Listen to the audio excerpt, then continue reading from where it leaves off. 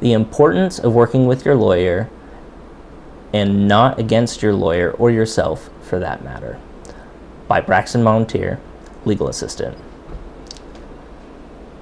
I have noticed a chronic problem with clients over my short time in the civil law profession.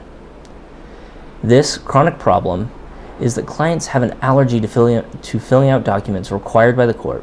I have assisted with the documentation on several divorce cases by now, and it still surprises me how hard it is to get information out of our clients.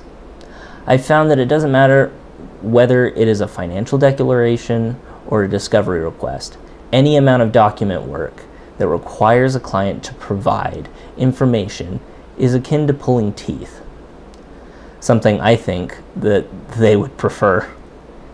It doesn't seem to matter whether they are the petitioner or the respondent. It doesn't seem to matter whether they started the proceedings or not, or how long they have been a client. Clients seem to have a blind spot for deadlines. They could be reminded multiple times every day leading up to a deadline and still act surprised when they get chewed out for shooting themselves in the foot. If you were in the shoes of someone who had to go through the terrible and gutting process of a divorce, of civil litigation, and paying upwards to $30,000 in a short litigation, or more if it drags out, why wouldn't you do everything in your power to make your case as ironclad as possible? Even when your lawyer takes on the Herculean task of being the only carpenter to fix your sinking ship of a case, why would you make it harder? Some clients have also made the fatal mistake of lying, whether intentionally or not, during their document work. Either they have forgotten a crucial fact, or they were trying to hide something from the court. It doesn't matter. Your documents are your credibility. It is the foundation of your arguments and the best weapons your lawyer has. It would be just as effectual to send your soldiers to the battlefield with slingshots and wrist rockets as it would be to give your lawyer incomplete or false documents. The only thing worse than giving your lawyer incomplete or false documents is when you get in trouble over the course of your divorce.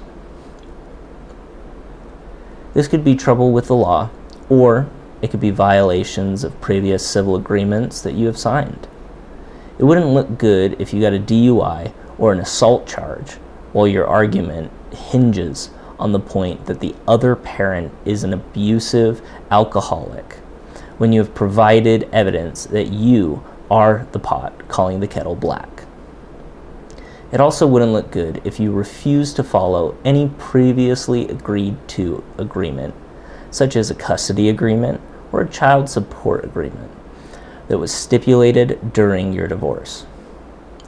The reason someone contracts the services of an attorney is to give themselves the best chance to win their case. Lawyers aren't miracle workers. You aren't in an episode of a legal thriller where there is a loophole to save your bacon when you drop the ball. Lawyers can only work with the information that you give them, and only that. They can't and won't lie for you, and you shouldn't ask them to.